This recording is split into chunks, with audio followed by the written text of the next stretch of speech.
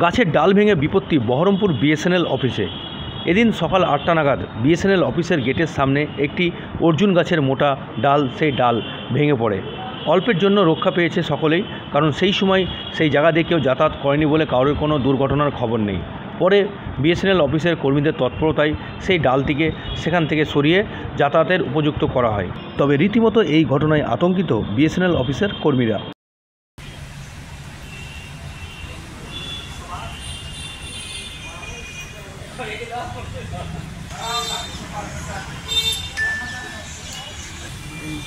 তখন কেউ ছিল না, দুজন ছিল, সেই সব আজকে বেঁচে গেছে, একদম এগিয়ে গেছে, একদম চলে গেছে, তারপর পড়েছে সব কিছু। মানে তো গেটের মুখে তো দুর্ঘটনা ঘটতে পারতো, তো যদি গায়ে ফায়ে তো পড়তে পারতো। তো এমনি কি তারফারের উপরে পড়ে ছিঁড়ে গেছে নাকি?